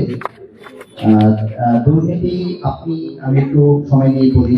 আপনি যেহেতু একটি রাজনৈতিক দলের পক্ষে নির্বাচন করতেছেন, তাদের মনোনয়ন প্রার্থী, আপনার দলের নেতা কর্মী নানা স্তরে রয়েছে। আমার সাংবাদিকতার অভিজ্ঞতা থেকে বলি, বিভিন্ন রাজনৈতিক দলের যারা সরকারে ছিলেন তাদের অবস্থানটা দেখেছি। দুর্নীতির যেই শুরুটা যে জায়গা থেকে শুরু হওয়ার অনেক জায়গা রয়েছে। আমরা মাঠ পর্যায়ে বিশেষ করে আমাদের উন্নয়ন ক্ষেত্রে যখন দেখি আমরা দলীয় নেতাকর্মীরা উন্নয়ন কাজগুলো করেন, আইনে রয়েছে যে একটা এলাকা বা যে কোনো উন্নয়নের রাষ্ট্রীয় যে ডিক্লারেশন থাকে সেটি জনসম্মুখে টানিয়ে দেওয়া, যেটা আমরা কখনো বিগত সময়গুলোতে দেখিনি। সেই জায়গা থেকে উন্নয়ন হয়। একটি বিষয়ে বলবো আমি, এটা একেবারে প্রান্তিক পর্যায়ের জনগণ সরাসরি সম্পৃক্ত থাকে। আমাদের বিভিন্ন নাগরিক সেবা রয়েছে, একেবারে গ্রামের মানুষ নিয়ে থাকে। সেটা স্বাস্থ্য খাত হতে শুরু করে ভূমি খাত, নানা খাত রয়েছে। সেখানে প্রশাসনিক সেবা খাতগুলো রয়েছে, যেখানে একেবারে সমাজে প্রতিষ্ঠিত। আমার মনে হয় এই মতের সাথে এখানকার সবাই একমত হবেন যে প্রত্যেকটা জায়গায় টাকা ছাড়া নাগরিকরা সেবা পায় না। এই প্রান্তিক পর্যায়ের দুর্নীতি মোকাবেলায় আপনার ভূমিকা কি থাকবে আপনি নির্বাচিত হতে পারলে? পাশাপাশি মত প্রকাশের স্বাধীনতা কতটুকু থাকবে এটা একটু আপনি পরিষ্কার করবেন। যেহেতু আমরা গণমাধ্যমের কর্মী, আমরা গণমাধ্যমের কর্মীরা আসলে নাগরিকদের মুখপাত্র হয়ে থাকে, এটা আমি বিশ্বাস করি। আপনি কতটুকু বা আপনার দল কতটুকু করে সেটা আপনি বলবেন। পাশাপাশি নারীর ক্ষমতায়নে আপনি একজন ব্যক্তিগত এই অঞ্চলের এই জনপদের মানুষ হিসেবে আপনাকে যদি মহান সংসদে এই অঞ্চলের মানুষ পাঠায়, আপনার কতটুকু ভূমিকা থাকবে? এই তিনটি প্রশ্ন আমার কাছে রয়েছে। ধন্যবাদ সত্যজিৎ দা, অসংখ্য ধন্যবাদ। কিন্তু প্রশ্ন একটা না চারটা করে ফেলেছেন, ডিফিকাল্ট একাধিক প্রশ্নের উত্তর দেওয়া। আমি নিচ থেকে শুরু করি। নারীর ক্ষমতায়ন নিয়ে কথা বলেছেন, নারীর অধিকার নিয়ে কথা বলেছেন। তো আপনাদেরকে নিশ্চিত করি যে আমরা নারীর জন্য সর্বোচ্চ কর্ম পরিবেশ সমৃদ্ধ, সুস্থ, নিরাপত্তামূলক কর্মপরিবেশ তৈরি করি ইনশাআল্লাহ। রাস্তাঘাট, স্কুল, কলেজ সব নিরাপদ হবে। কিভাবে হবে সেটা এখন একসাথে সব বলা সম্ভব না, হবে এটা নিশ্চিত থাকুন। এখন কথা হলো যে আপনাদের একটা আশঙ্কার জায়গা রয়ে গেছে যে আমরা নারীদের কর্মসংস্থান এবং অন্যান্য কিছুকে সংকুচিত করব। এটা ভুল ধারণা। দেখুন, আমার বেগম একজন চিকিৎসক এবং একজন স্পেশালিস্ট। উনি ঢাকা মেডিকেল কলেজের রেডিও ও ইমেজিং বিভাগের রেডিওলজি ডিপার্টমেন্টের অধ্যাপিকা। আমার যিনি top leader doctor Shafiqur Rahman, উনি নিজে ডাক্তার, ওনার বেগম ডাক্তার, ওনার ছেলেমেয়েরা ডাক্তার, বউ এবং জামাই শুদ্ধ ডাক্তার। আমরা সকলেই কাজ করে খাই। আমার যিনি ডেপুটি লিডার নায়েবে আমি ডক্টর সৈয়দ আব্দুল্লাহ তাহের চট্টগ্রামের সাবেক এমপি, উনি নিজে ডাক্তার, ওনার বেগম ডাক্তার, ওনার বেগম একটা মেডিকেল কলেজের ডিপার্টমেন্টের হেড অ্যান্ড প্রফেসর, ওনার ছেলেমেয়েরা ডাক্তার, ওনার ছেলেমেয়েরা দেশে এবং বিদেশে কাজ করে। আমরা তো কাজ করে খাই ভাই, আমাদের তো ওই এই সিস্টেম নাই যে আমি লন্ডন বা আমেরিকায় বসে থাকবো আর আপনি টাকা পাঠাবেন আমার সংসার চলবে। আমরা এবং আমাদের সবাই এটা জেন্ডার ইস্যু, এটা হলো পলিটিক্স। আপনি কোয়ালিফাইড হবেন, you get access and get your environment to support family entrepreneurship. কোনো সন্দেহ নেই, এগুলো প্রপাগান্ডা কিছু প্রচার আছে। তো আমি আশা করি আপনারা আমাদেরকে যত কাছ থেকে দেখবেন, আমাদেরকে তো আপনাদের কাছে আসার সুযোগ দেওয়া হয়নি, যত কাছ থেকে দেখবেন তত আপনারা নিশ্চয়ই আমাদের প্রতি আস্থাশীল হবেন। আমি আপনার প্রথম প্রশ্নটায় চলে যাই, সেটা হলো যে মত প্রকাশের স্বাধীনতার কথা যদি বলেন, ধরেন আমাদের এখানে আপনারা দেখুন, আমরা কোথাও কি কাউকে কোনো প্রচার কাজে বা আপনাদেরকে সাংবাদিকদের কোথাও কোনো রকম অবস্টাকলস তৈরি করেছে, কোনোভাবে প্রবাহিত করেছে? There is not a single example that you can say, not a single example. অথচ দেখেন প্রতিনিয়ত আমাদের কর্মীরা কাজ করতে গেলে কাউকে আটকে রাখছে, কাউকে তালাবদ্ধ করছে, কাউকে প্রচারপত্র চিনিয়ে নিচ্ছে। আমরা কিন্তু ফেস টু ফেস না হয়ে প্রশাসনের কাছে যাচ্ছি, কারণ আমরা আইনের প্রতি শ্রদ্ধাশীল, আমরা সেভাবে তৈরি হয়ে এসেছি। সো মত প্রকাশের স্বাধীনতার কথা যেটা বলছেন, কিন্তু একটা কথা তো ঠিক, আপনি যদি মানুষের ধর্মীয় মূল্যবোধে আঘাত দেন, সেটা কি আপনি মেনে নেবেন? কেউ কি মেনে নিবে? আমরা অনুরোধ করবো এই কাজগুলো যদি কেউ না করে। আমরা আইন প্রয়োগ করতে যাবো না, আমরা মোটিভেশনের কাছে থাকবো।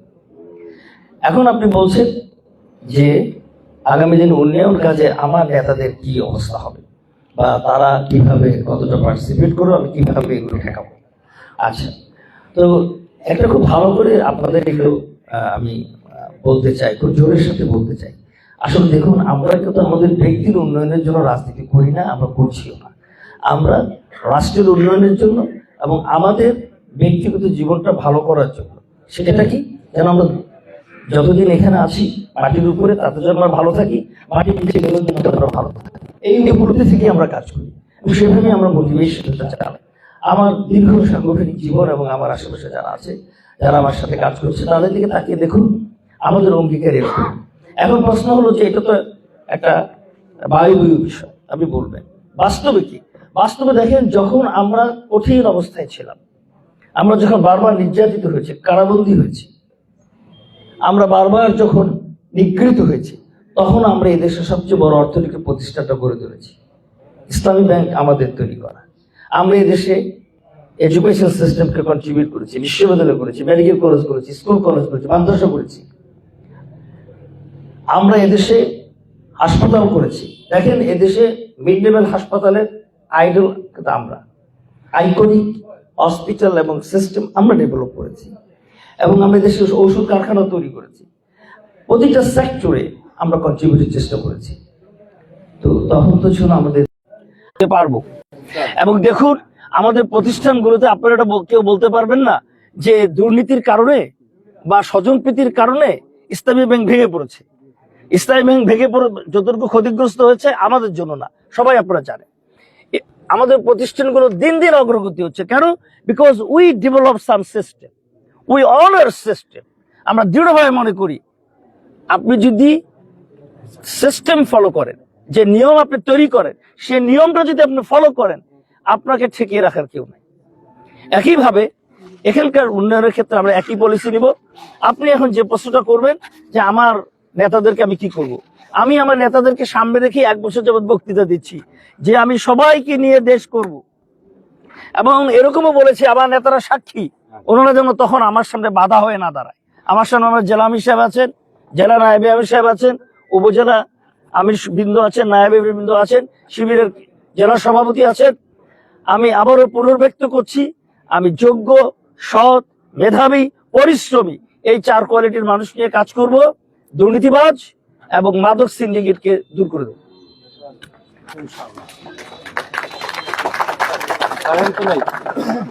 প্লিজ একটু শর্ট করেন। হ্যাঁ, আসসালামু আলাইকুম। আমি জসিমউদ্দিন শরীয়তপুর জেলা প্রতিনিধি হিসেবে কাজ করছি। আমার প্রশ্ন ছিল 3টি। জবাবদিহিতা এবং প্রতিশ্রুতি নিয়ে নির্বাচিত হলে জনগণ আপনাকে কিভাবে জবাবদিহি করাবে, এক প্রশ্ন। দ্বিতীয়ত হচ্ছে যে প্রতিশ্রুতি না রাখলে আপনি কিভাবে দায় নেবেন, এবং তৃতীয়টি হচ্ছে যে ইশতেহারের অগ্রগতি প্রকাশ করবেন কিনা নিয়মিত। ভেরি গুড, ভালো বুদ্ধি দিয়েছেন। এখন আমার মাথায় আসলো যে ইশতেহারের অগ্রগতিও মাঝে মাঝে আমাকে জানাতে হবে। আগে নির্বাচিত করেন, তারপর ইনশাআল্লাহ। নির্বাচিত হলে বলছি। আচ্ছা, ইনশাআল্লাহ। তাহলে আমি ইশতেহারের অগ্রগতি আমরা কতটুকু কি করলাম, এটা ভালো বুদ্ধি দিয়েছে। প্লিজ টেক নোট যে আমরা এটা করবো ইনশাআল্লাহ। ভালো বুদ্ধি দিয়েছে, থ্যাংক ইউ ভেরি মাচ। তারপরে কথা হলো আমি কিভাবে নিজেকে জবাবদিহিতার সামনে আনবো, সেটা আপনারাই বলবেন। আমি তো সুশীল সমাজ নিয়ে কাজ করবো, আমি তো প্রেস ক্লাবগুলোতে যাব, আমি অর্ধশিক্ষিত লোক নই। মাইন্ড ইট, প্রশাসনের সাথে আমি দীর্ঘ সময়ের সাথে জড়িত, বিশেষ করে এই বিগত বছরগুলোতে আমি হেলথ সিস্টেমের সাথে জড়িত। আমার এখানে প্রমাণ আছে। আমার এখানে ডক্টর মাহমুদ এসছে, হ্যাঁ ডক্টর মাহমুদ দাঁড়াও, ও এসছে, ও ছাত্র সমন্বয়ক ছিল, রাশিয়া থেকে পাশ করে এসে আমাদের সাথে রাজপথে সংগ্রামে অংশ নিয়েছে। আমিও রাজপথের মানুষ, আমি রাস্তায় ছিলাম 24-এর অভ্যুত্থানের সময়, এবং ও আপনার কাজ করছে হেলথ মিনিস্ট্রিতে। সো আমাদের এই টুলস গুলো জানি হাউ টু অ্যাক্ট। এখন আমরা যেটা করব সেটা হলো আপনাদেরকে সামনে নিয়েই, আপনাদেরকে পাশে নিয়েই, সকল পেশাজীবী এবং সকল স্তরের জনগণকে সাথে নিয়ে আমরা বলবো, please you develop your tools, how you make me accountable. আপনি আপনার পদ্ধতি তৈরি করেন কিভাবে আমি আপনার সামনে জবাবদিহিতার মধ্যে যাব। আপনাদের সবাইকে নিয়ে আমি চেক লিস্ট তৈরি করবো, সবাইকে নিয়ে আমি টুলস তৈরি করবো ইনশাআল্লাহ। আসসালামু আলাইকুম, আমি রুহুল আমিন, আমি কাজ করছি এশিয়ান টেলিভিশনে। জলাবদ্ধতা আজ শুধু একটি বড় মৌসুমী সমস্যা নয়, এই অঞ্চলের মানুষ স্থায়ী দুর্ভোগে পরিণত হচ্ছে। বৃষ্টি হলেই স্কুল, কলেজ, মাদ্রাসা এবং শিক্ষা প্রতিষ্ঠান সহ এবং অপরিকল্পিত সংস্কৃতির কারণে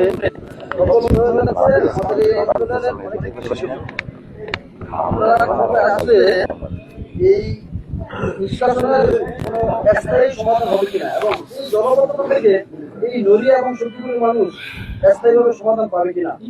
একটা প্রশ্নই থাকেন, আমি কিন্তু এটা উত্তর করেছি। আমি বলেছিলাম যে আমি 1 বছর যে ঘুরলাম, আমি দেখলাম বিভিন্ন বাজারের যে নিষ্কাশন সিস্টেম। আপনি যদি চাকদা বাজারে যান, আমি আপনাকে বলি, আমি পাবলিক, আমি চাকদা বাজারের মসজিদের ওখানকার টয়লেট ইউজ করতে গেছি। আমার নেতাকর্মীরা বলছে না না না, এখানে যায় না, খুব খারাপ, আমাদের অফিসে ভালো আছে। আমাকে যেতে দাও, বুঝতে দাও। আমি সেখানে টয়লেট ইউজ করার পরে পিছনের খালটা দেখলাম পুরোটা বর্জ্য দিয়ে ভরে আছে। আমার তখন যেটা মাথায় এসছে, এটা কোনো দলের বিষয় না, এটা কোনো ব্যক্তির বিষয় না, এটা কোনো সময় অমুক দল অমুক এগুলার বিষয় না। বিষয়টা হলো এজ এ হোল আমরা সিস্টেম ডেভেলপমেন্টালি উইক।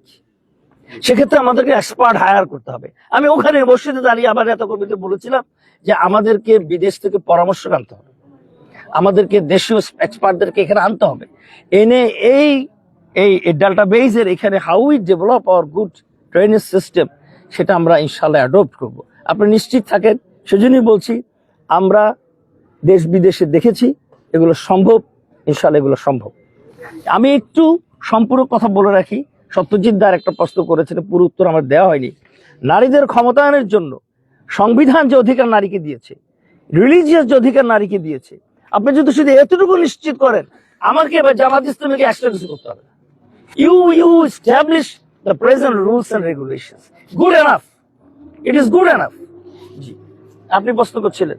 আমার একটা প্রশ্ন হচ্ছে 12ই ফেব্রুয়ারি নির্বাচন, নড়িয়া শক্তিপুরের মানুষ ভোটার নির্বিঘ্নে কেন্দ্রে যে ভোট দিয়ে বাড়িতে ফেরত আসবে, এই ধরনের কোন চ্যালেঞ্জ আছে কিনা, এবং সেই চ্যালেঞ্জ মোকাবেলায় আপনার কি ধরনের পরিকল্পনা?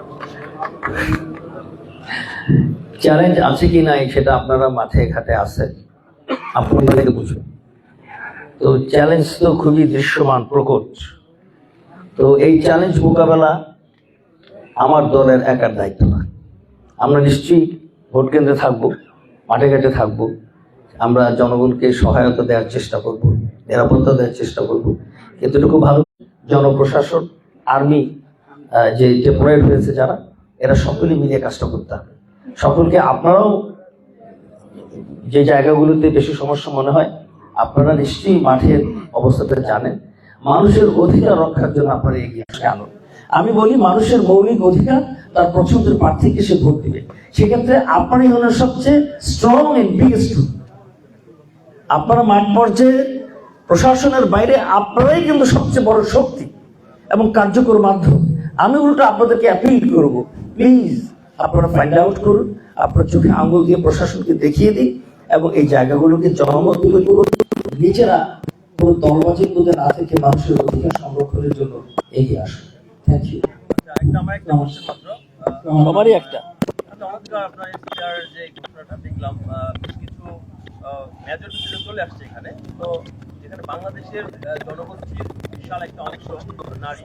তো আপনার এই যে আমরা যতটা দেখলাম, পরিকল্পনা দেখলাম, এখানে কিন্তু নারীদের স্পেসিফিক কোনো ইয়ে আসে নাই। সেই বিষয়ে আসলে আপনাদের পরিকল্পনা নেই নাকি?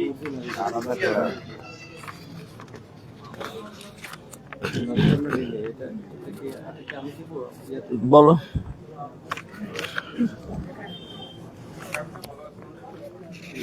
আমি এটা একটু দিচ্ছি, যেহেতু ইশতেহারের মূল আইডিয়া এবং প্ল্যানিংটা আমাদের একটা টিম নিয়ে করেছি। মূলত এই জায়গাটাতে আমরা একটু ডিফার করি, সেটা হলো যে নারী আমাদের প্রতিটা কাজে এবং প্রতিটা ডেভেলপমেন্টে, উন্নয়নে আমাদের সহযোগী, আমাদের উন্নয়নের মডেল। আমরা আলাদা করে নারীকে সংজ্ঞায়িত বা ডিসক্রিপশন করতে চাচ্ছি না। আমাদের যেখানে উন্নয়ন হবে, আমাদের যেখানে কর্মসংস্থান হবে, আমাদের যেখানে সকল অধিকারগুলো নিশ্চিত হবে, সেখানে অবশ্যই নারী তার অধিকারগুলো রাষ্ট্রীয় ভাবে যেভাবে ডিফাইন করা আছে সেভাবে পাবে। আমরা যদি শুধু নারীকে আলাদা করে দিই, বরং আমরা মনে করি আমরা সকল আপনারা দেখেন আমাদের 12 নম্বর পৃষ্ঠায় কিন্তু বলা আছে নারীর ক্ষমতায়ন আমরা চাই। সেখানে দক্ষতা, প্রশিক্ষণ, স্থানীয় সিদ্ধান্তে নারীর অংশগ্রহণ নিশ্চিত করার কথা বলেছে। আর আমি আমার প্রশ্নোত্তরে বলেছি, we need qualities, we don't differ or discriminate on the basis of gender. এটা তো আমরা বলছি, এবং ভালো করে বুঝেন, আমরা যা বলি এটা আমরা অন্তর থেকেই বলি। This is not a mere lip service, এরকমটা নয়। আমি শরীয়তপুর জেলা স্থানীয় হুগলা পত্রিকার বার্তা সম্পাদক এবং শরীয়তপুর জেলা প্রতিনিধি চ্যানেলের। আমার নাম প্রশিক্ষণ বাবু। এই স্থানীয় পত্রিকায় কাজ করি, এই হিসাবে আমাদের কাছে মাঝে মধ্যে একটা বেশি সমস্যার সৃষ্টি হয়, যেটা আমি জনগণের অভিযোগ করতে পারি। এই চরাঞ্চলে সমাজপতি আসলে একটা সমাজে সমাজপতি থাকে এবং তার প্রভাব প্রতিপত্তিতে সমাজে তার অধীনস্থ যারা বা তার এলাকা যারা বসবাস করে তারা অতিষ্ঠ হয়ে যায়। এই আপনার এই উন্নয়নের যে চেহারা আমরা দেখলাম তা খুব সুন্দর উদ্যোগ, কিন্তু এই সমাজপতির অবসান হলে কি ভালো হবে কিনা, আর যদি এটা প্রভাব বিস্তার হয় তাহলে ভালো হবে কিনা, যদি অসুবিধা হয় মানুষের জন্য সেটা আপনার অবসানের জন্য কাজ করবে কিনা। ভালো প্রশ্ন করেছেন। দেখুন, আমাদের হাতে কিন্তু আলাদিনের চারাক নেই, আমরা চাইলেই সবকিছু এখনই গড়ে ফেলতে পারবো না। এই যে মুরব্বী প্রথা বা সমাজ প্রধানের প্রথা, এটা একটা প্রিমিটিভ সোসাইটির সাথে জড়িত। আপনি যখনই দেখবেন আধুনিকায়ন হচ্ছে, নগরায়ন হচ্ছে, শিক্ষার উন্নয়ন হচ্ছে, কর্মসংস্থান তৈরি হচ্ছে, তখনই স্বাধীন মতামতটা তৈরি হচ্ছে, তখনই গণতান্ত্রিক চেতনা পরিস্ফুটিত হচ্ছে, মানুষ তার নাগরিক অধিকারটা তখন পেতে চাইবে। তখন এক মুরব্বী হুকুমে 1000 ভোট এদিক সেদিক চলে যাবে না। আমরা চাই সামগ্রিক হোলিস্টিক অ্যাপ্রোচে মানুষকে উন্নয়নের দিকে নিয়ে আসা। হোলিস্টিক অ্যাপ্রোচ লাগবে, সামগ্রিক একটা পরিকল্পনা, সামগ্রিক একটা অ্যাপ্রোচ দিয়ে আপনাকে উন্নয়নটা ঘটাতে হবে। আমি এই মুহূর্তে বলছি না যে আমি সব বাদ দিয়ে দেবো, এইটা সেজন্যই বললাম যে এটা এই ধরনের কথা একেবারেই অবাস্তব কথা হবে। কিন্তু আমি চাই একটা প্রিমিটিভ সমাজ থেকে একটা আধুনিক এবং প্রগতিশীল সমাজে রূপান্তর ঘটুক। সেটার জন্য দুর্নীতিমুক্ত একটা সমাজ লাগবে, জবাবদিহিতার পরিবেশ তৈরি করতে হবে, শিক্ষা ব্যবস্থাকে যুগোপযোগী করতে হবে, নারীর ক্ষমতায়ন করতে হবে এবং আপনার অবকাঠামোগত এবং প্রযুক্তির উন্নয়ন ঘটাতে হবে। আমরা এগুলো করতে পারলে ইনশাআল্লাহ আমাদের সমাজটা এগিয়ে যাবে। আসসালামু আলাইকুম, আমি রতন মাহমুদ। আমি আজকে সুবাতিকায় কাজ করি জেলা প্রতিনিধি হিসেবে। আমার প্রশ্ন হচ্ছে, আপনাদের জামায়াত ইসলামের এই এলাকার আপনি প্রতিনিধিত্ব করছেন এই তো জামায়াত সমর্থিত প্রার্থী আপনি। প্রশ্ন হচ্ছে, আমাদের বাংলাদেশে এখানে মুসলমানের পাশাপাশি হিন্দু, বৌদ্ধ, খ্রিস্টান তারাও বসবাস করে, এবং আপনি সামাজিক যে নিরাপত্তার কথাটা বলেছেন, আর আরেকটি বিষয় হলো এই তাদের নিরাপত্তা, অন্য ধর্মাবলম্বীদের নিরাপত্তা। আরেকটি বিষয় হচ্ছে যে আপনাদের এই অঞ্চলে আমরা দেখি বিভিন্ন খানকা দরগা আমরা দেখতে পাচ্ছি, এবং 5ই আগস্টের পর আমরা বাংলাদেশে অনেকগুলো অপ্রীতিকর ঘটনা আমরা দেখছি, যে বিভিন্ন খানকায় হামলা, মাজার ভাঙচুর। এই ব্যাপারে আপনার বলার কি আছে সেটা আমরা আমি মনে করি যারা এগুলো করে, বাজার ভাঙচুর করে, খানকায় হামলা করে, তারা খুবই অন্যায় এবং অবৈধ কাজ করে। আমাদের খুব ভালো করে বুঝতে হবে যে মহান রব, ইনি আপনারা যেমন রব, হিন্দু, বৌদ্ধ, খ্রিস্টান, তরিকতপন্থী বলেন, মাজারপন্থী বলেন, সুন্নি বলেন, ওয়াহাবি বলেন, সবার জন্যই একজনই মহান রব, একজনই।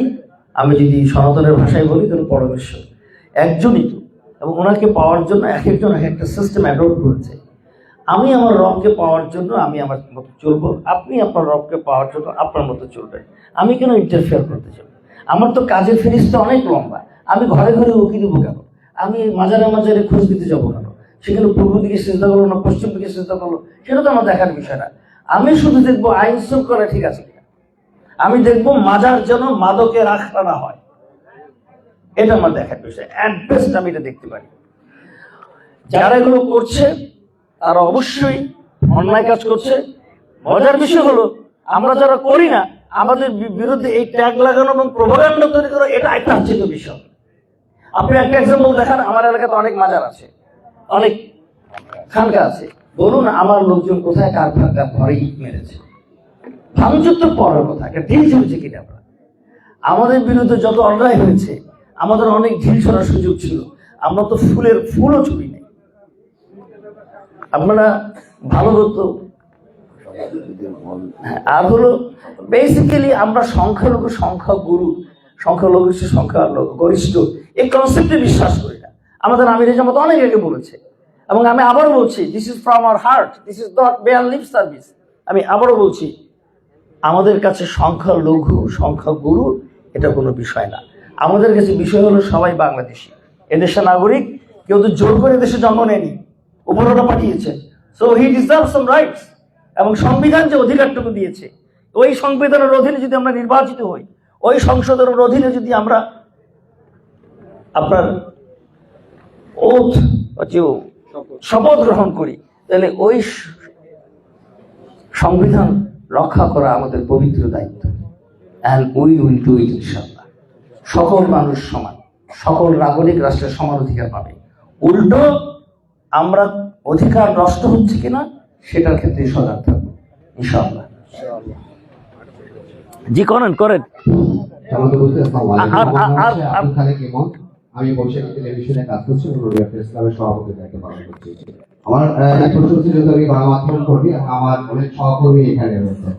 বিশেষ করে আমি যেটা বলতে চাচ্ছি, যে কিছুক্ষণ আগে আমার সহযোগিতা বলছিলেন যে সঠিক গণমাধ্যমের মত প্রকাশ করতে, আমি এই বিষয়ে একটু যোগ করতে পারছি। সেটা হচ্ছে, আমাদের গণমাধ্যম সারা বাংলাদেশে বিভিন্ন সত্য তুলে ধরার কারণে বিভিন্ন সময়ে তারা কিন্তু আক্রমণের শিকার হচ্ছে, এবং এই আক্রমণের শিকার হওয়ার পিছনে আসলে মূলত যেটি হচ্ছে যে গণমাধ্যমের যে সঠিক যে পরিবেশ, রাষ্ট্রের যে সঠিক পরিবেশ, সেই পরিবেশটা কিন্তু বিরাজমান ছিল না, যার ফলশ্রুতিতে কিন্তু এই ধরনের হামলা কৌতুকভাবে বেড়ে চলছে।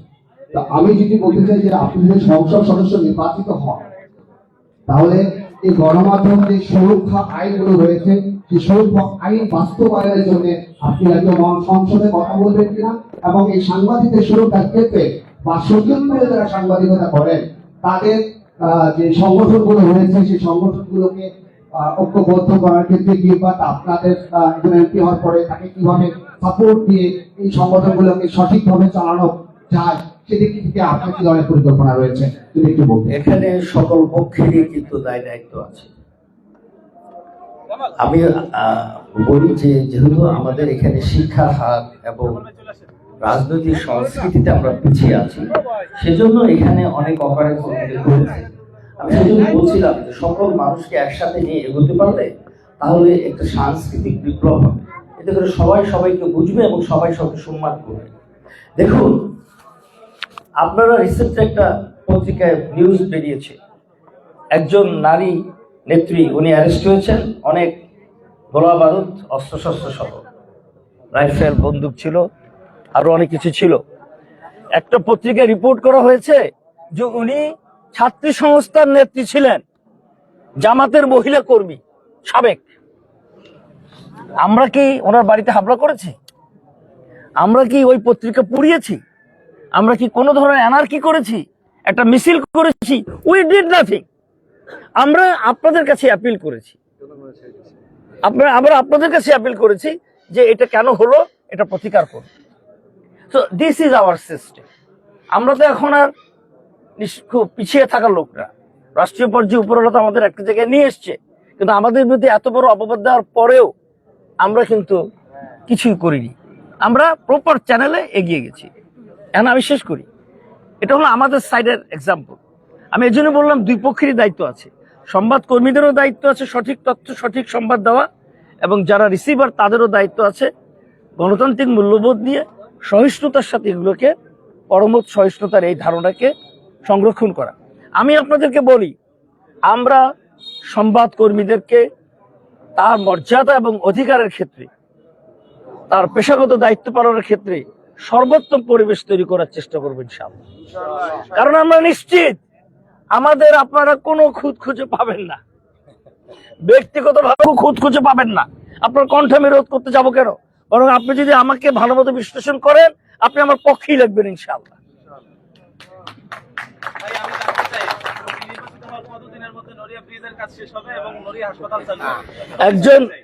একজন প্রার্থী বলেছে উনি 6 মাসের মধ্যে ব্রিজ করে দিবেন। তাইলে এটা আর সাধারণ ব্রিজ হবে না, এটা একটা বেলি ব্রিজ হবে। আমরা বেলি ব্রিজ করব না, আমরা প্রকৃত যেরকম হওয়া উচিত স্ট্রাকচারাল ডিজাইন অনুযায়ী করব। আমি মনে করি এটা 1 থেকে 1.5 বছর সময় মিনিমাম নিবে, এটা হবে না। অবাস্তব কথা বলে লাভ।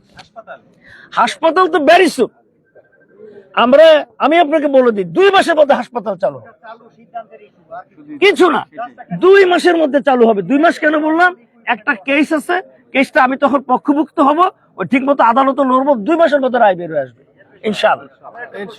বলেন। এটা প্রশ্ন করছিল যে আমাদের মতামত প্রকাশে নিশ্চিত করা হবে কিনা। আপনি এটার এনসার দিতে যা বলছেন, সর্বোচ্চ নিরাপত্তা দেওয়া হবে, কিন্তু কেউ যদি ধর্মীয় অনুভূতিতে আঘাত দেয় তাইলে তো বিষয়টা আলাদা। এখন এই কেউ যদি মতামত প্রকাশ করতে যায়, কারো যদি ধর্মীয় অনুভূতিতে আঘাত লাগে, তাইলে এই বিচারটা কিভাবে হবে? মব কালচারের মধ্যে হবে না আইনের মধ্যে হবে? এটা আসলে ক্লিয়ার করতে হবে। কারণ গর্ভরা সিঁদুরে মেঘ দেখলে নিশ্চিত থাকুন, আইনের বাইরে আমরা যাব না। ক্লিয়ার, ভেরি ক্লিয়ার, আইনের বাইরে যাব না, আইনের মধ্যে যাবে। আমার একটা ছোট্ট প্রশ্ন, অংশ দেখলাম এখানে শিক্ষা নিয়ে যেটা এখানে আপনি বলছেন যে আমাদের নড়িয়া এবং চণ্ডীপুরের শিক্ষার হার একেবারে কম, এবং আপনি নিচে বলছেন যে 16 শিক্ষক পদ পূরণ করবে, এরপর হচ্ছে স্কুল কলেজের অবকাঠামো উন্নয়ন করবেন, কৃষি বিশ্ববিদ্যালয় স্থাপন করবেন। এটা আপনার ইস্তেহার, কিন্তু আমরা দেখছি বিগত সরকারগুলো 1972 থেকে প্রত্যেক বছর তারা জেনেভাতে সারা পৃথিবীর সব শিক্ষামন্ত্রীদের নিয়ে একটা কনভেনশন হয়, সেখানে বলেন যে আমরা জিডিপির 8% শিক্ষা খাতে বরাদ্দ দেব। আমি যতটুকু জানি যে প্রতি 40 জন শিক্ষার্থীর জন্য একজন শিক্ষক, এবং আপনি এখানে আমি